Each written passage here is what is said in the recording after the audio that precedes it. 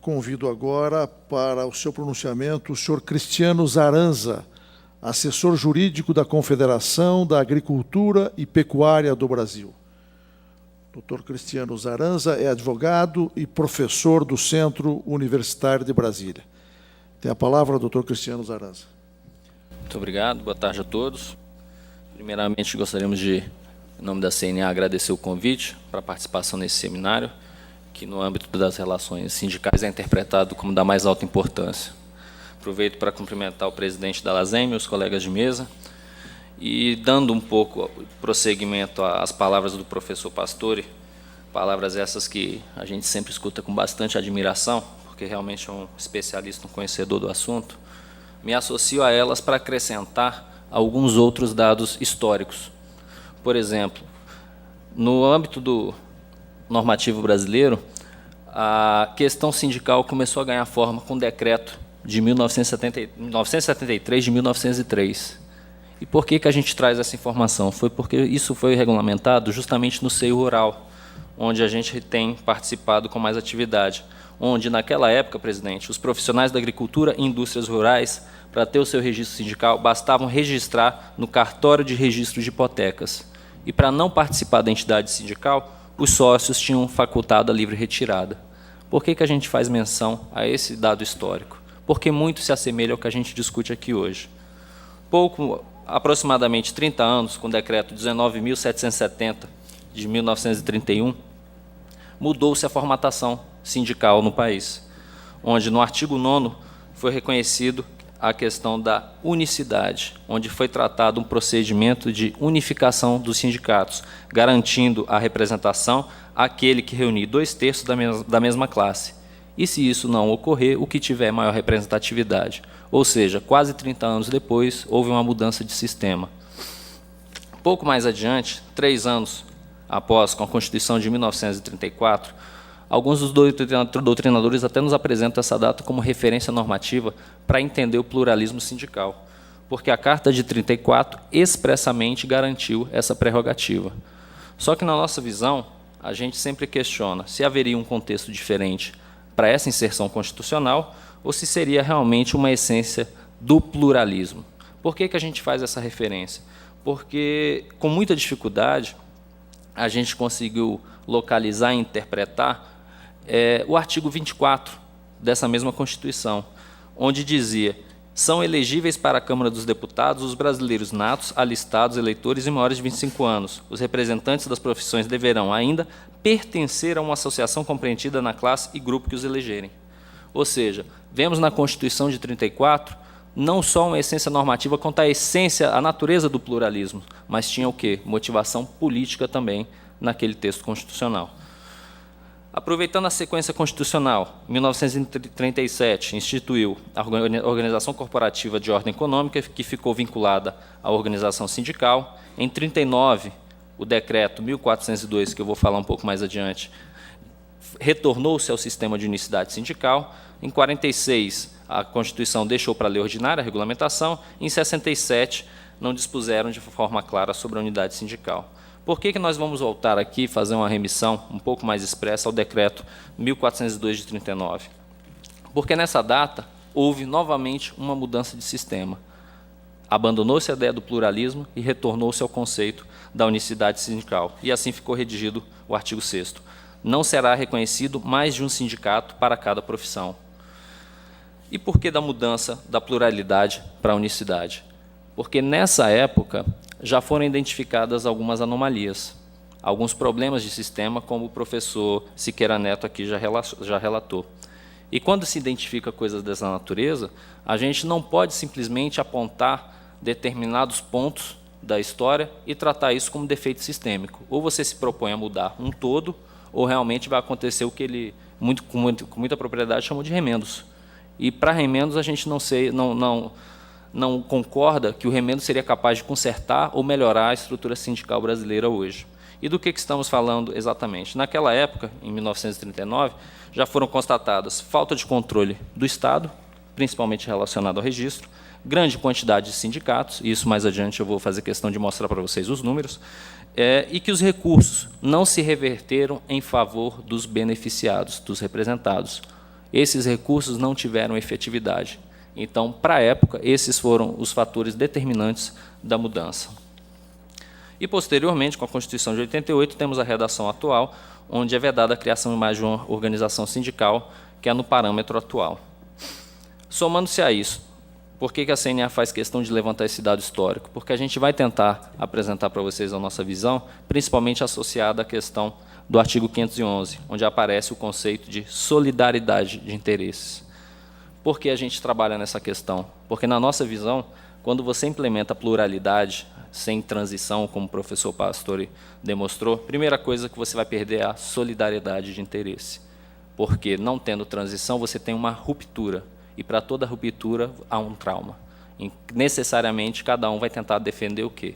Ou a sua, como alguns colocaram aqui, o seu monopólio, a sua situação atual de representatividade. Ninguém vai querer deixar de existir ou de prestar o seu serviço, como vinha sendo feito ultimamente. E de que forma podemos apresentar todo esse histórico legislativo em números, para que os senhores tenham noção exatamente do que a gente está falando? Eu vou pedir aqui que seja colocado aqui na tela um gráfico. Esse gráfico são dados oficiais, são dados do IBGE, e nós vemos nessa compilação de dados dois, digamos assim, rompantes de harmonia no crescimento de registro sindical. Por que a gente está falando isso? Porque a gente saiu de um quadro que o registro era zero, e é natural que haja um movimento crescente de registro sindical. E aonde temos o primeiro discrepante ali? Exatamente em 1934. Por que 34? Porque a Constituição alterou o sistema e implementou a pluralidade sindical, onde ocorreram os problemas que eu acabei de relatar, principalmente a questão orçamentária, onde os recursos não eram revertidos em benefício para a categoria representada. Posteriormente a isso, você verifica uma curva harmônica, de certa forma, e vemos mais adiante um outro rompante, aproximadamente no ano de 1988. Por que 88? Por conta da Constituição atual. Ué, mas você acabou de dizer que na Constituição foi assegurada a unicidade. Foi, mas naquela época surgiu exatamente o que foi colocado pelos meus antecessores, o não conhecimento do real papel, principalmente por parte do Ministério do Trabalho. Como que ele ia atuar? Era na formatação atual que o Supremo deu de guardião da unicidade sindical? Não se tinha conhecimento. Até o professor Siqueira colocou aqui que houve situações um pouco delicadas, inclusive na concessão do registro. Concordo, houve. Agora, essa curva, esse rompante no registro sindical, tem essa explicação de natureza histórica, porque, na prática, pela falta de regulamentação e pela incerteza normativa quanto ao papel do Ministério do Trabalho, não se resguardava a unicidade sindical. E, com isso, todos os pedidos eram praticamente deferidos, ainda que no mesmo município. E como é que a gente pode ter uma interpretação atual, se esse quadro continua ou não? Hoje, de 2007 para cá, são dados obtidos no próprio Ministério do Trabalho, verificamos, pela tabela pela coluna mais escura, que o número de pedidos de registro sindical continua crescente. Ou seja, se não tivéssemos hoje uma atuação do Ministério tendo atenção quanto ao requisito da unidade sindical, essa curva continuaria se acentuando ainda mais. E o que obstou essa questão? Justamente a preservação da unicidade. E aí eu me reporto à fala feita aqui anteriormente, em que o registro sindical não teria qualquer serventia. Bom, os números já mostram, primeiramente, que existe, principalmente quanto à preservação da unicidade sindical. Mas não se limita a isso, né? Porque também confere aos empregadores uma maior segurança, porque hoje qual é a maior reclamação que a gente recebe quando a gente fala de convenção coletiva ou acordo coletivo? A incerteza de com quem negociar. Então, com base, se apoiando no registro sindical ou na manutenção do cadastro ativo, que é a terminologia usada hoje temos como prestar uma assessoria e dar uma maior certeza, uma maior segurança jurídica na pactuação coletiva. E a outra questão também que concordamos com a questão do registro sindical, que é a segurança jurídica no repasse da contribuição sindical, que hoje no setor rural é feito por CONTAG e CNA, e no setor urbano o repasse, salvo engano, é efetuado pela Caixa Econômica Federal. E isso confere segurança a essas entidades administradoras. Então, a gente não pode afastar a serventia do registro sindical. Existem problemas? Existem, mas não problemas ao ponto de inviabilizar a unicidade sindical. Os problemas existem e nós pretendemos aqui, com esse debate, discuti-los e tratá-los com a proporcionalidade adequada. Quando a gente fala da Convenção 87 da OIT, primeiro ponto, todo mundo já disse, ela não foi ratificada. Agora, ao tratar no artigo 2º de organizações no plural, nós temos uma interpretação um pouquinho diferente, porque ela, na nossa visão, deixa clara a possibilidade de representação por filiação e a representação compulsória, que ambas coexistem hoje no ordenamento jurídico nacional. E o ponto que a gente gostaria de estar trabalhando com os senhores nesse debate, a questão da liberdade sindical, ela não pode estar limitada à proteção do direito de filiação. Na nossa visão, a liberdade sindical ela vai além. Se pudéssemos transcrever uma frase que melhor exemplificasse isso, seria: sindicato fraco não é sindicato livre. A partir do momento que você tira do sindicato as suas condições de reais representação, a sua condição de exercício da sua atividade finalística, você está cerceando a liberdade do sindicato. Tá? Na nossa visão, a pluralidade fragmenta, fragiliza e pulveriza a unidade de representação. A partir do momento que você implementa num sistema a pluralidade, você deixa de implementar em favor dos representados a defesa do direito coletivo e começa a implementar a defesa de vários direitos individuais.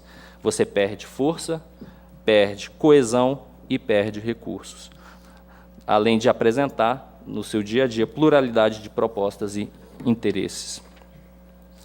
A visão da CNA. Na representação dos interesses coletivos, o direito público consagra, logicamente, a unidade de interpretação. Cada um dos interesses do Estado é confiado a uma administração única. E, partindo-se desse princípio, para esse sistema, a pluralidade seria interpretada como anarquia. Dessa forma, não deveríamos deixar acontecer a mesma coisa com os interesses da profissão e da categoria econômica. O sindicato, para administrá-los, deve possuir administração única. Com a unicidade sindical, o sindicato representa toda a categoria, independentemente da filiação, ao passo que, na pluralidade, ele representa unicamente os seus associados, o que romperia a unidade orgânica política da sua representação, contribuindo para o seu enfraquecimento e para a pulverização do movimento sindical. O que nós queremos dizer com isso? Um sindicato fracionado, onde ele não tem força política, onde ele não consegue formular suas políticas públicas, ele não tem efetividade. E, nos últimos dias, pesquisando um pouco mais sobre o assunto, vimos algumas declarações criticando exatamente o papel dos sindicatos hoje em dia, mas tiro na minha instituição um exemplo de muita dificuldade, de muita batalha, que acho que boa parte dos senhores presenciou nos noticiários de ontem, a aprovação do Código Florestal. Não estou aqui dizendo, entrando no mérito, se é bom ou se é ruim, essa discussão já foi feita, mas o questionamento que eu deixo para os senhores nessa data é: se houvesse a pulverização dos sindicatos, o fracionamento de categoria, será que, no meio rural, o nosso público conseguiria levar essas questões de âmbito nacional ao ponto de promover uma alteração de código? Eu acredito que não.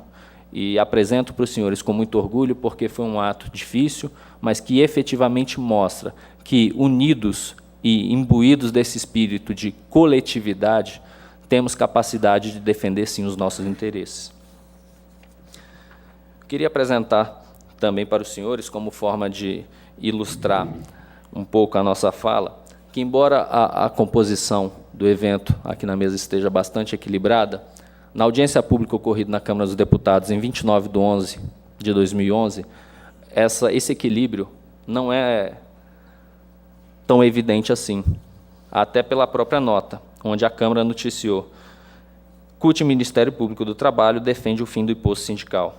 Entidades de trabalhadores e patronais presentes em audiência pública são contrárias à medida. Posição quase unânime surpreende o deputado Augusto Coutinho, que elabora relatório sobre a proposta.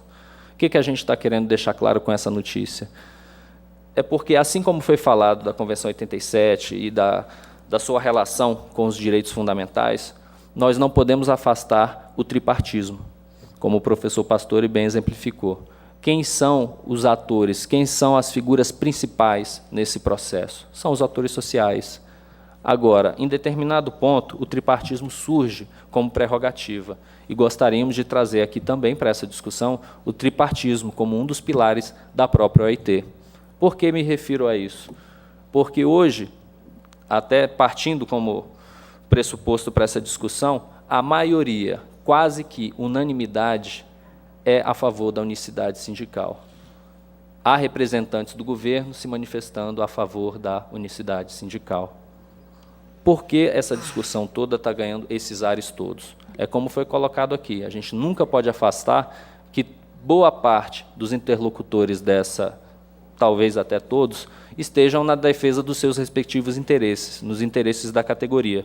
E isso tudo a gente gostaria de estar trabalhando aqui com os senhores hoje. Por que a gente está falando de interesse da categoria? Porque isso necessariamente vai esbarrar em fonte de custeio, que foi um dos pontos tratados aqui, que era a questão do imposto sindical, hoje conhecido como contribuição sindical. E, nesse sentido, o entendimento da CNA é que a contribuição sindical, encartada no artigo 149 da Constituição, não se confunde com a contribuição confederativa e, de forma diferente, tem que ser tratada. Partindo como prerrogativa o artigo 8º da Constituição, onde se diz: a Assembleia Geral fixará a contribuição que, em se tratando de categoria profissional, será descontada em folha para custeio do sistema confederativo da representação sindical respectiva, independentemente da contribuição prevista em lei. É claro que a intenção do legislador foi preservar a autonomia sindical e o custeio de sua atividade sindical. Como forma de estimular o debate, trazemos aos senhores o seguinte questionamento: existe liberdade sindical sem liberdade financeira, sem autonomia financeira? Na nossa visão, não. E, partindo dessa hipótese, gostaríamos de questionar quantas entidades hoje possuem condições de exercer suas atividades finalísticas sem os recursos da contribuição sindical. A quem realmente interessa a extinção da contribuição sindical? Me refiro a esses questionamentos porque me recordo com muita propriedade, o presidente Calixto, da Nova Central, na época da audiência pública, deixou bem claro que boa parte dos seus sindicatos, das federações, dependem, sim, do recurso. E, se eu não me engano, dependiam na ordem de 90% da sua receita. Eram decorrentes da contribuição sindical. E não se espantem, a contribuição sindical também é essencial à representação sindical na agricultura. É fundamental.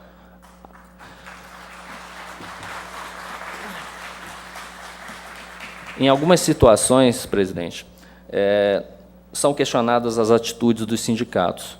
E, embora tenhamos inúmeras ações em defesa da coletividade, temos orgulho de falar que as ações do sistema patronal rural são todas gratuitas, todos os serviços.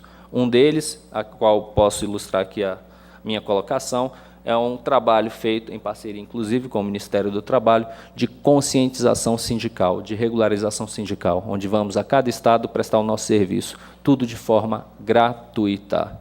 E isso não pode ser afastado. Isso tem que ser considerado, porque é com essa receita que representamos os nossos interesses. Por fim, eu gostaria de apresentar uma decisão judicial, oriunda do Supremo Tribunal Federal, porque aqui foi dito que o atual sistema viola, de certa forma, a liberdade sindical. E já temos julgados no Supremo Tribunal Federal, esse é apenas um exemplo, onde se diz que a contribuição sindical prevista no artigo 589 da CLT não fere o princípio da liberdade sindical e foi recepcionada pela Constituição de 88. Então, é apenas um registro que gostaríamos de estar fazendo. Alguns problemas existem, sim, no sistema, e gostaríamos de apresentar alguns rapidamente, porque meu tempo já se esgotou. E, como forma de intervenção, a CNA gostaria de apresentar e, de certa forma, se posicionar de forma contrária à instituição do GETRU, que é o Grupo Especial do Trabalho Rural. É um grupo interministerial composto pelo MAPA, MTE, Ministério da Previdência Social e MDA. Com qual finalidade foi constituído esse grupo? Discutir a organização sindical rural. Contraditório até com a própria história do Ministério, mas, assim como foram citadas aqui inúmeras intervenções ou críticas ao sistema atual, também faremos as nossas. Outra questão se relaciona à interferência por parte do TCU na notificação do Ministério do Trabalho para, de certa forma, regulamentar o plano contábil das entidades sindicais, patronais e rurais. Essa também foi uma forma de intervenção claramente identificada nos últimos anos.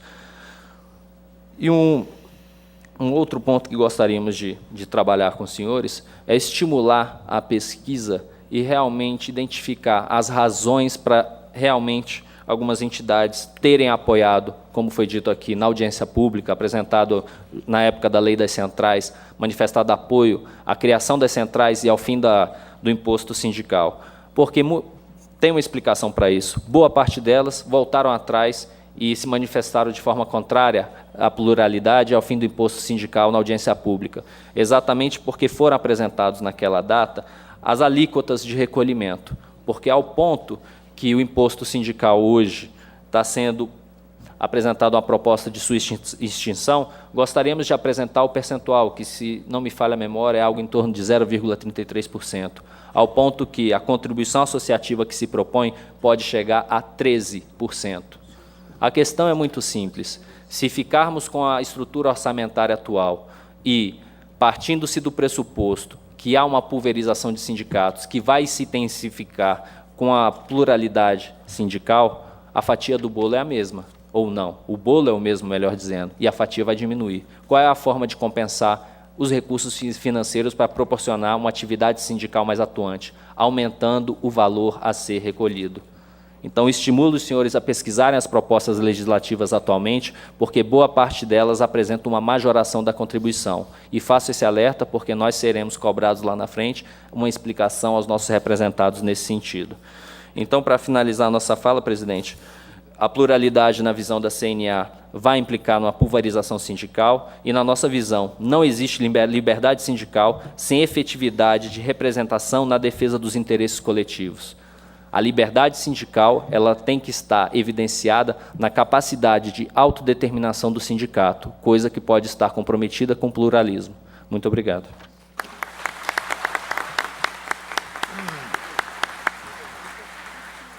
Agradeço o pronunciamento do senhor Cristiano Zaranza e, sem maiores delongas, vamos passar aos debates, porque nós temos um número expressivo. Quase 100 perguntas foram dirigidas à mesa. Evidentemente que não poderão ser respondidas todas, mas envidaremos esforço para que o maior número delas seja respondido. Gostaria que as perguntas fossem respondidas, senhores painelistas, num lapso temporal de aproximadamente 2 ou 3 minutos, em face da exiguidade do tempo. A primeira pergunta é formulada para o senhor Juruna, que precisa se ausentar, e, portanto, eu dirijo a pergunta, desde logo, para o senhor Juruna. Pergunta: a força sindical defende sindicato único, mas por que vocês vivem fundando sindicato onde já tem sindicato representativo? Tem a palavra.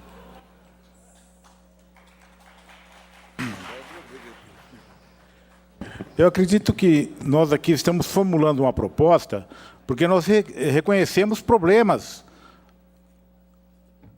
na hora dos relacionamentos entre os sindicatos. Nós reconhecemos que haja pulverização. Tanto assim que no Fórum Nacional do Trabalho nós defendemos medidas para a gente tomar decisões em relação a isso. A nossa defesa do sindicato unitário, nós acreditamos que deve estar no debate do Conselho Nacional de Relações do Trabalho, que a gente ali possa estar legislando, fazendo ressalvas na lei, no sentido de garantir que não tenhamos pulverização do sindicato. Por que nós fazemos? Nós estamos nesse meio. Nós não somos diferentes de nenhuma de outra central. Se houver a mudança da lei, com certeza haveremos de mudá-la, o nosso procedimento. Claro que eu creio que essa busca tripartite, essa busca bipartite e essa busca das centrais sindicais em formular uma proposta de organização sindical, de unicidade na base, pluralidade na federação, confederação e central, com certeza podia limitar todas essas ações que, inclusive, nós fazemos. Pergunta agora dirigida para o senhor Arthur Henrique, sobre o precedente normativo 119 do Tribunal Superior do Trabalho. O senhor Francisco Calazans pergunta o seguinte: não é falta de lei a questão do custeio. Há leis até de sobra. O problema é a ingerência do poder público. Por exemplo, o precedente normativo, o precedente 119 do TST e o interdito proibitório. Pergunta: não seria mais prático anular-se o precedente 119 do TST com fulcro no artigo 9º da Consolidação das Leis do Trabalho? E uma outra pergunta correlata a esta, formulada pelo senhor Geraldo Rantum. O TST, através do precedente normativo 119, proíbe contribuição aos não associados. Este tribunal não está cerceando a liberdade sindical? Bom, primeiro respondendo, a melhor forma de acabar com essa interferência do Estado e da Justiça é justamente garantindo liberdade e autonomia sindical, sem interferência do Estado e sem interferência da Justiça. Portanto, quando o Gustavo, inclusive, que me pergunta, e o Weber aqui, como financiar os custos da campanha salarial, como não mudar, se não podia mudar de obrigatória para espontânea, é disso que nós estamos falando. É justamente de garantir a substituição do imposto sindical por uma contribuição aprovada em assembleia, onde os próprios trabalhadores decidam como eles querem financiar suas entidades sindicais. Eu queria pedir permissão, presidente, já tinha falado com ele, minha mãe está no hospital e foi internada na UTI, eu tenho que voltar a São Paulo rapidamente, mas não queria deixar de falar muito rapidamente aqui, 1 minuto, sobre algumas... O Hélio Melo fala que a CUT não tem solidariedade, exemplo com os motoristas, nós temos solidariedade com todas as categorias em luta e vamos continuar tendo. O Vicente do Paraná pergunta se a CUT é governo e ocupa milhares de cargos no governo. Eu quero dizer que a CUT não é governo, sabemos exatamente qual é o papel da central sindical, com independência e com autonomia em relação ao governo, e aqui na CUT nós temos uma coisa diferente, que talvez a gente pudesse trabalhar dentro desse debate. Na CUT, qualquer membro da direção da CUT que venha para o governo tem que pedir demissão da CUT ou dos seus sindicatos. Queria dizer aqui ao companheiro Cristiano que a discussão do Código Florestal ainda não acabou, porque nós vamos exigir, enquanto central sindical, que a companheira Dilma Rousseff vete parte daquilo que foi aprovado ontem pelo Congresso Nacional e pela Câmara dos Deputados. E, por fim, eu queria dizer o seguinte: fazer a mudança e a reforma sindical é tão difícil quanto fazer a reforma política. Por isso é importante o debate sobre a transição. É tão difícil quanto fazer a reforma política. E do mesmo jeito que a CUT nasceu há 30 anos atrás e se transformou hoje na 5ª maior central sindical do mundo em número de trabalhadores sindicalizados, e a central sindical mais representativa do Brasil, nós não vamos desistir. O plebiscito continua pelo fim do imposto sindical, pela sua substituição por uma contribuição aprovada em Assembleia, e quero dizer que vamos começar a fazer, logo após o Congresso da CUT, em julho, um amplo abaixo-assinado em todo o Brasil para coletar assinaturas pela ratificação da Convenção 87 da OIT. Muito obrigado e peço perdão e desculpas aos companheiros porque tenho que me ausentar. Obrigado. Quero agradecer a participação do Arthur Henrique no nosso evento e augurar a pronta recuperação de sua mãe. A propósito do precedente normativo 119, há uma questão conexa formulada ao doutor Horácio Guido. A pergunta é a seguinte: a posição do Judiciário Trabalhista e do Ministério Público do Trabalho, que limita as contribuições negociais aos associados, é uma conduta antissindical? Doutor Horácio Guido, tem a palavra. Muchas gracias, señor presidente. Le voy a responder con las palabras del Comité de Libertad Sindical, que ya se pronunció sobre este tema. Concretamente, en noviembre del 2010, examinó una queja presentada por la CUT, la NCST, la UGT, la CGTB y la FCM. Y la queja se refería exactamente a esta cuestión. Se objetaba y se indicaba que, como un acto de injerencia en las actividades financieras de los sindicatos, las acciones del Ministerio Público del Trabajo y decisiones de las autoridades judiciales, anulando cláusulas de convenios colectivos relativas al pago de contribuciones asistenciales por parte de todos los trabajadores, incluidos los no afiliados. Ese fue el alegato, que es la pregunta. El Comité de Libertad Sindical, en esa ocasión, en noviembre del 2010, recordó que se ha pronunciado en numerosas ocasiones en relación con las cláusulas de seguridad sindical, incluidas aquellas que prevén cuotas de solidaridad para los trabajadores no afiliados a los sindicatos firmantes de un convenio colectivo. Al tratar esta cuestión, el comité se inspiró en los debates que tuvieron lugar al momento de la adopción del convenio número 98 y, en dicha ocasión, la Comisión de Relaciones de Trabajo de la Conferencia acordó finalmente reconocer que el convenio no debería interpretarse en el sentido de que autoriza o prohíbe las cláusulas de seguridad sindical y que estas cuestiones deben resolverse de acuerdo con la reglamentación y la práctica nacional. El comité estima que los problemas relacionados con las cláusulas de seguridad sindical deben resolverse a nivel nacional de acuerdo con la práctica y el sistema de relaciones laborales de cada país. En otros términos, tanto aquellas situaciones en las que las cláusulas de seguridad sindical están autorizadas como aquellas en que están prohibidas se pueden considerar conformes con los principios y normas de la OIT en materia de libertad sindical. En cuanto a la cuestión de las deducciones salariales previstas en un convenio colectivo aplicables a los trabajadores no afiliados que se benefician de la gestión del sindicato, esa es la pregunta. El comité ha señalado que cuando una legislación acepta cláusulas de seguridad sindical como la deducción de cuotas sindicales a no afiliados que se benefician de la contratación colectiva, tales cláusulas solo deberían hacerse efectivas a través de los convenios colectivos. Esa ha sido la respuesta, señor presidente. Muito obrigado. Pergunta para o doutor Arouca. Interdito proibitório. Interdito proibitório não seria inconstitucional, porque a greve é um mecanismo de autotutela e não poderia ser reprimido por mecanismo de heterotutela, como a referida ação? É uma pergunta do doutor Gilmar Carneiro, juiz do trabalho, da TRT da Tribunal Regional do Trabalho da 5ª Região. Na mesma linha, pergunta-se também ao doutor Arouca se conceberia como prática antissindical por parte do Ministério Público e do próprio Poder Judiciário o precedente normativo 119 e o interdito proibitório.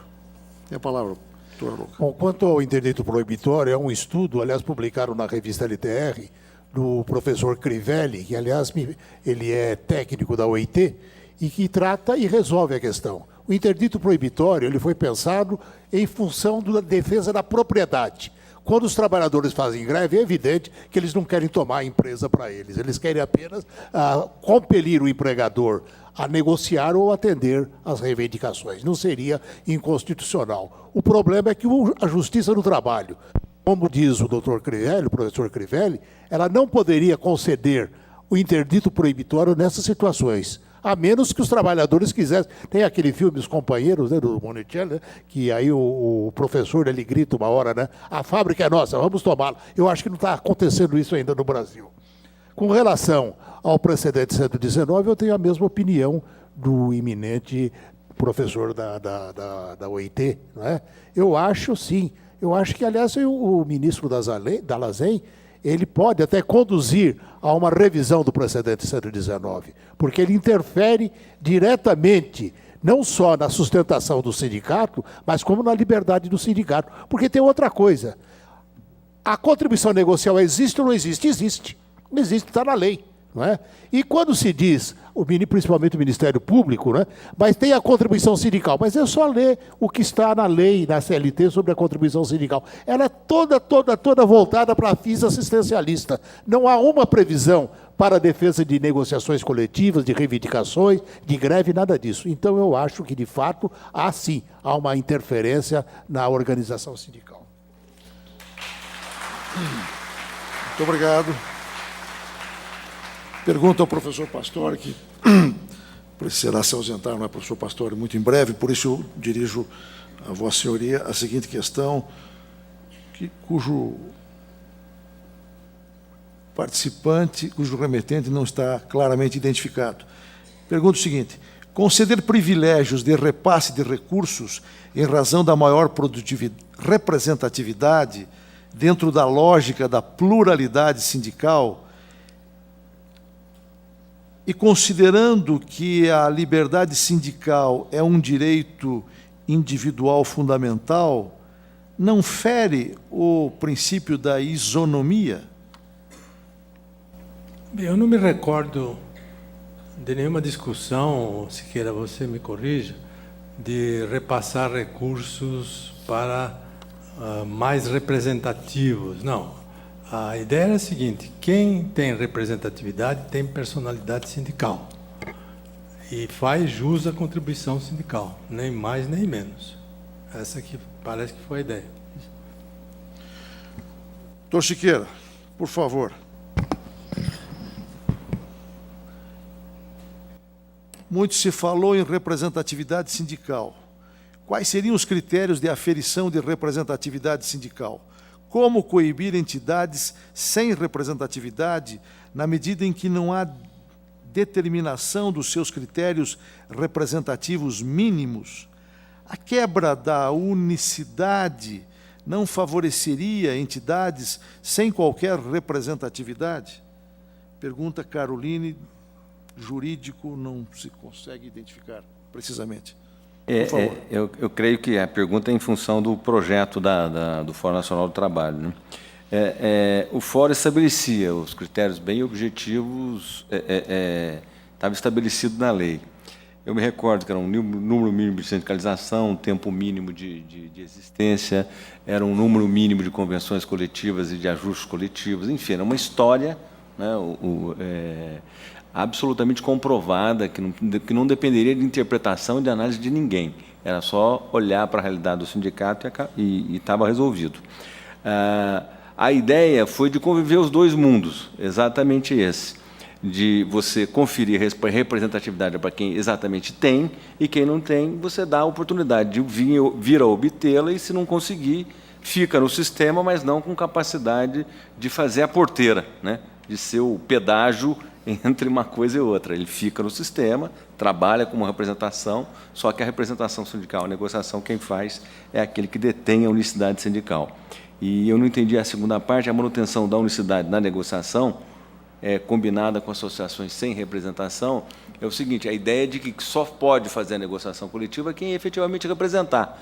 Eu volto a insistir, a ideia do sistema era não excluir, mas era garantir um maior, aquilo que o pastor falou, garantir um maior nível de representatividade possível para dar uma qualidade, uma densidade à ação sindical maior. Não teria a possibilidade de ter um espaço sem representação sindical e, por outro lado, movimentaria as entidades que estariam um pouco adormecidas, um pouco acomodadas, a correr para a sua representação.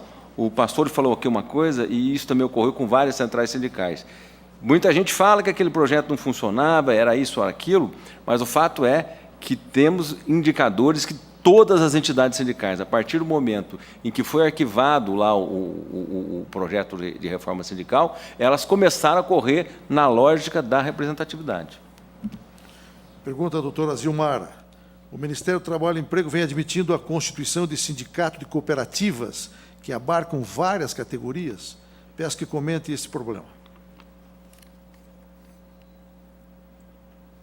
A representação sindical ela se dá por categoria e não por forma de exploração da atividade econômica. A cooperativa, tanto trabalhadores em cooperativas como cooperativa categoria econômica, ela não atende aos requisitos legais para a sua forma de constituição. É importante a gente frisar que, se permitíssemos a constituição de sindicatos por cooperativa, teríamos que permitir também aqueles sindicatos formulados por empresas LTDA, SA, etc. A forma de exploração da atividade econômica não constitui vínculo que fundamente a caracterização de categoria, seja ela econômica ou profissional. Além do que, quando a gente verifica os pedidos de registro sindical que envolvem trabalhadores em cooperativas ou empresas ou organizações e cooperativas, elas permeiam todos os ramos e setores sindicais, e que, por isso, causa prejuízo à organização sindical na forma como ela é posta. Muito obrigado. Pergunta ao doutor Arouca. Ratificar a Convenção 87 da OIT não seria o início do fim do movimento sindical brasileiro? Olha, a OIT, através do Conselho, do Comitê de Liberdade Sindical, a palavra está em moda, né? Ela flexibilizou a Convenção 87, ao permitir, ao reconhecer o sindicato mais representativo e também a contribuição de solidariedade. Eu acho que estava na hora, como eu coloquei na minha conclusão, de, diante da globalização, a OIT repensar a Convenção 87. Quer ver uma coisa? Ninguém mais defende a ratificação da Convenção tão ardorosamente como a CUT. Mas a CUT não aceita a liberdade sindical mediante organização no âmbito da empresa, nem com base na profissão. A experiência nossa da organização com base na profissão vai dar na categoria diferenciada. A doutora Zilmara parece que tem uns dados aí, 472. Eu advoguei para alguns sindicatos que, por exemplo, motoristas. Então, a negociação coletiva do motorista era brilhante, mas quando chegava na categoria diferenciada, nunca consegui fazer sequer uma negociação, porque era motorista de indústria, de comércio, de banco e daí por diante. Então, é uma hora da OIT repensar a Convenção 87. Pergunta ao professor Siqueira. O que você acha da ideia de manter a unicidade sindical para efeitos de negociação coletiva, todavia aprofundar o papel de associações de trabalhadores criadas livremente e plurais para executar um papel complementar ao sindicato, inclusive para efeitos da tutela judicial de interesses coletivos? Eu acho que isso é uma matéria que depende de lei, né, fundamentalmente. É aquela história, né? Eu, fundamentalmente, acho que o fortalecimento tem que ser da entidade sindical. Quanto mais você fortalecer a entidade sindical, é melhor para o sistema poder funcionar. Eu sou de uma geração que a gente precisava fundamentar até a importância da subsidiariedade do direito processual civil para fundamentar a resto da justiça do trabalho. Hoje, o advogado da justiça do trabalho tem disponível todo o repertório processual suficiente, mais até do que suficiente, individual e coletivo, para poder defender os interesses da coletividade. Eu não vejo, na verdade, no aspecto muito prático, uma utilidade complementar, porque hoje você tem disponibilidades de acesso ao judiciário pela ação coletiva por outros órgãos, outras entidades que podem perfeitamente suprir eventual debilidade na representação sindical. Então, eu acho que deveria se concentrar mesmo na questão da representatividade sindical e no fortalecimento do modelo, né? E o resto, a sociedade civil organizada vai se acertando, né? E acho que a ordem jurídica brasileira hoje, em relação a isso, está bem servida, não tem grandes problemas, não. Pergunta dirigida ao doutor Siqueira, ao doutor Arouca. Os senhores não acham que a súmula do Tribunal Superior do Trabalho, que restringe a estabilidade sindical só aos 7 do artigo 522 da CLT, não é uma grosseira profanação do artigo 8º da Constituição Federal? Eu gostaria de ouvir depois o doutor Siqueira, mas é o seguinte, aqui se falou, principalmente o pessoal da OIT, muito na Convenção 98. Eu acho que, se for aplicada a Convenção 98, todo mundo, não só os membros do Conselho Fiscal, que, aliás, são os que mais precisam de garantia de emprego. Imagine eles negando respaldo às contas da diretoria executiva do sindicato, um sindicato pelego, né? Logo liga para o empregador, manda despedir esse cara aí, né? Então, a Convenção 98...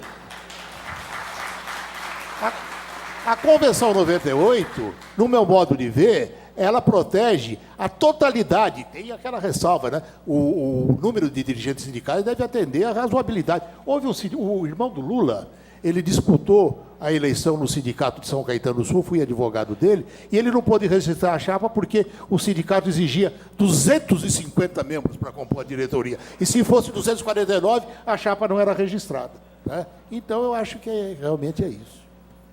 Eu acho que essa questão comporta duas respostas, né? A primeira resposta que diz respeito ao fundamento de convencimento do TST, que não me compete aqui discutir num fórum de debate.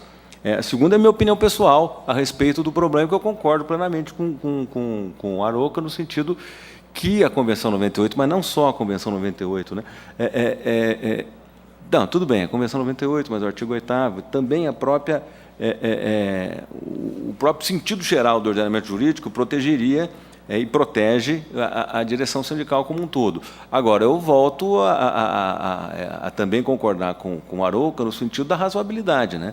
O que nós estamos vendo, que tem coisas também que dependem da criatividade também. Eu vou pegar um exemplo, amanhã vocês vão conversar com o pessoal dos metalúrgicos, São Bernardo, eles fizeram um sistema lá combinado com as comissões internas de representação, mais ampliado com os trabalhadores que eles tinham negociação com a empresa, eles conseguiram ampliar a direção deles, se eu não me engano tem mais de 200 trabalhadores no total, e não tem problema, porque eles se acertaram no problema de construção criativa de um modelo adequado, e aí não dá problema, não dá impacto. Agora, é diferente de você começar a aumentar a tua direção para 400, para 500 membros, e com 19 mil sindicatos, aí chega num determinado momento, não precisa ratificar 158, é só dar liberdade, só dar garantia de emprego para o dirigente sindical, porque daqui a pouco vai ter mais sindicato do que empresa, e do que empregado. É só isso. Pergunta dirigida ao senhor Ricardo Pattar. Atribuindo à estrutura sindical vigente as conquistas do movimento sindical, os senhores não subestimam a capacidade dos trabalhadores de se organizarem autonomamente por direitos?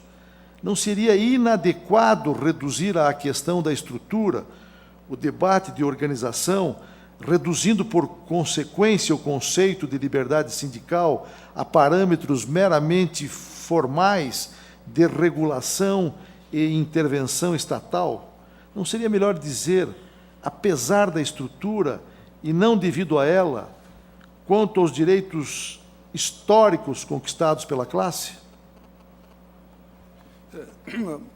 Na realidade, a valorização que fiz na minha fala da estrutura que temos já de muitos anos, estrutura essa que tem que se aperfeiçoar, ela tem regras, e essas regras são, na realidade, dão direito de qualquer cidadão, qualquer trabalhador que quiser montar uma chapa para disputar uma eleição, ele tem essa capacidade. A liberdade nunca é tolhida.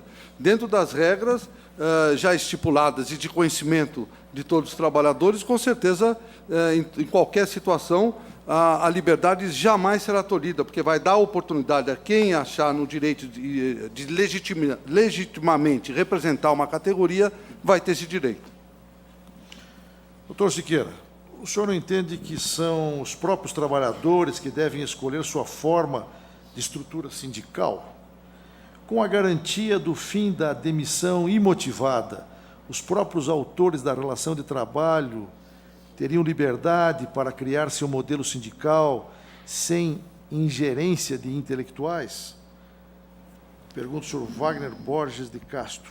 Olha, Wagner, eu não sei o que você quis dizer com essa preocupação com o intelectual, mas se foi por acaso a minha defesa na primeira parte da exposição, quer dizer que tudo que eu defendia é o que estava no fórum. Até fiz uma ressalva, a minha opinião pessoal era, inclusive, contraditória e um pouco contrariada em relação ao documento que defendi. Defendi o fórum, que era um instrumento de diálogo social que chegou a um determinado consenso, que levou a uma determinada proposição, que partiu de um diagnóstico e de uma série de encaminhamentos para chegar a um determinado resultado, que era a melhoria da representação sindical, ou seja, uma valorização do movimento sindical. É isso, né? Eu concordo plenamente que a estrutura sindical é não só dos trabalhadores, como também dos empregadores, né? Aliás, o problema de liberdade sindical embute o conceito. A liberdade sindical individual é uma coisa, a liberdade sindical no âmbito coletivo é outra, que se refere à autonomia sindical, e que a autonomia é a capacidade de formular os seus próprios estatutos, filiar as instituições do sistema confederativo e defender o seu plano de ação. Quer dizer, é muito maior do que isso. Agora, por outro lado, também, me parece que o movimento sindical, o próprio Patá acabou de dizer que reclama que as faculdades... Há uma interlocução, que, aliás, é um grande empregador de advogado e tudo mais. Quer dizer, tem uma interlocução com os intelectuais, por assim dizer, ou seja, com os trabalhadores não manuais, né? E acho que isso é absolutamente necessário. Agora, a partir do momento que tem um debate público, aí é minha opinião, e aí ninguém vai me calar. Infelizmente, não foi a ditadura e não será o movimento sindical contrariado que vai impedir que eu dê minhas opiniões, né? Que, afinal de contas, eu também tenho direito. Pergunta dirigida ao senhor Ricardo Patá. Mesmo com a unicidade, criam-se sindicatos amarelos para atender com exclusividade interesses de grandes empresas multinacionais.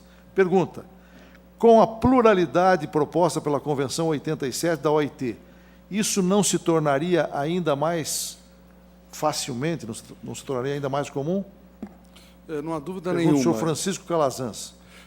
Não há dúvida nenhuma que realmente nós aprofundaríamos esse problema. E é uma questão, até que eu quero dar um exemplo, senhor presidente, que é até muito interessante. Alguns anos atrás, lá em Curitiba, resolveram fazer o sindicato de shopping centers. E aí fizeram esse sindicato de shopping centers e, logo em seguida, o sindicato dos trabalhadores em shopping centers. O presidente do sindicato de shopping centers era pai da presidenta do sindicato dos trabalhadores de shopping centers.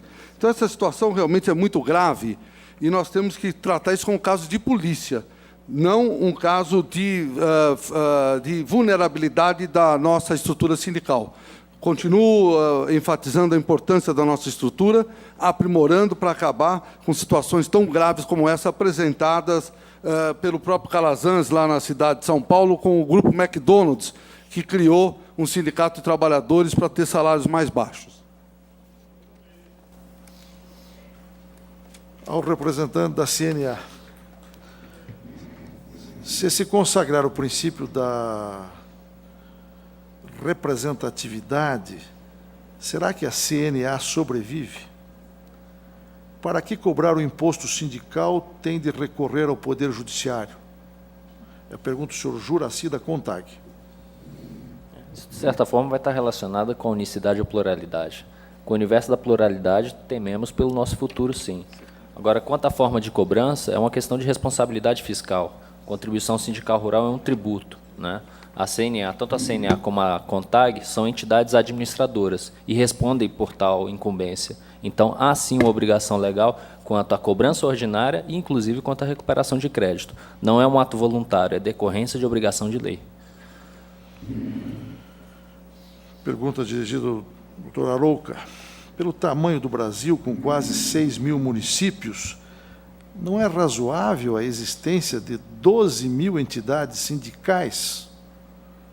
Bom, só de rurais e de comerciários podemos atingir esse número? João Batista, trabalhador na educação privada. Bem, a Constituição Federal estabelece como limite mínimo para a criação de um sindicato a área de um município. Então, se são 5 mil e tantos municípios, é possível pelo um mínimo de 5 mil e tantos sindicatos.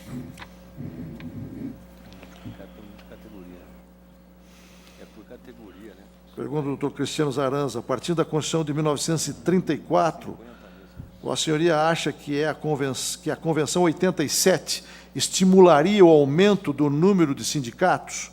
Como o senhor acha que deveria passar a agir o Ministério do Trabalho? Na minha perspectiva, eu não tenho muitas dúvidas, não, porque a história mesmo, o gráfico, a intenção de trazer o gráfico é para apresentar para os senhores numericamente esse salto. A pluralização é a pulverização por consequência, na nossa visão. Porque no sistema de unicidade, os últimos anos pós-88 já mostrou uma tendência natural ao número de registro sindical e, o pior, o de pedido de registro. Com a pluralidade que você não tem mais o controle por parte do Ministério do Trabalho como guardião da unicidade sindical, a consequência lógica é o aumento do número de sindicatos e diminuição dos recursos e da unicidade do discurso da representação sindical. Pergunta dirigida à senhora doutora Zilmara. Qual a principal dificuldade para a Secretaria e o Ministério do Trabalho em emitir a certidão sindical, ainda que o sindicato solicitante do registro sindical tenha cumprido todos os pressupostos para a obtenção do registro sindical? São vários. Temos um caso, ele diz que tem um caso concreto, gerando inclusive demissão de dirigente sindical por não existência da certidão, apesar de o sindicato ter sido fundado em 2009. O que podemos esperar da celeridade da Secretaria de Relações de Trabalho nesse tipo de questão?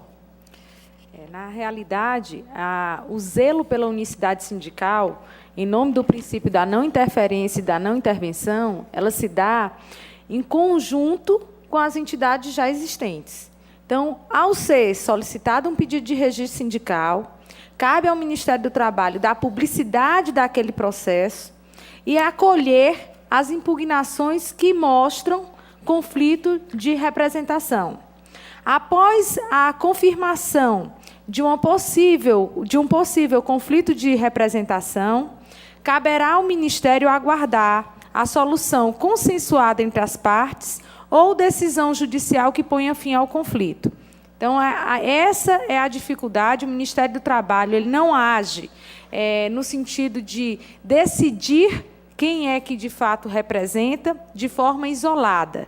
Ele aguarda a manifestação das entidades existentes quanto à possibilidade de existência de conflito e, a partir daí, os atos são adotados.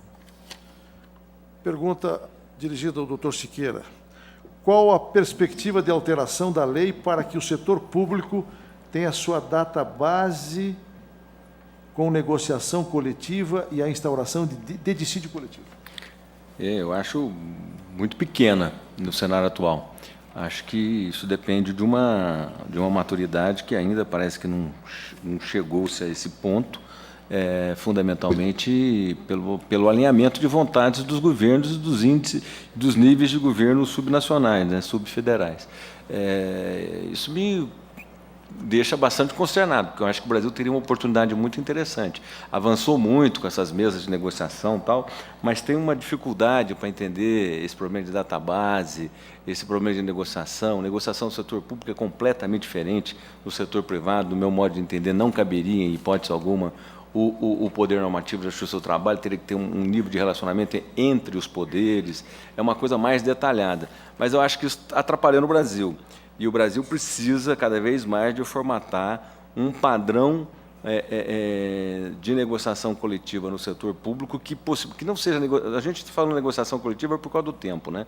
Que não é igual exatamente ao setor privado, mas que dê uma condição de regular melhor as relações de trabalho com o servidor público e, consequentemente, possibilitar uma valorização da carreira. Porque um dos grandes desafios do Brasil, no meu modo de entender, é fazer toda essa política de inovação, política de valorização, políticas públicas para todos os setores, sem funcionários estáveis de carreira e com o estímulo à produtividade. Então, me parece que, lamentavelmente, a perspectiva é pequena, nós temos pouco acúmulo, mas precisaríamos, talvez, pensar numa política nacional de médio prazo para maturar ao máximo essa discussão, no sentido de separar o que é funcionário, aqueles cargos de confiança, no nível federal e nos níveis também estadual, para poder dar uma certa ordenada na perspectiva da carreira pública no Brasil.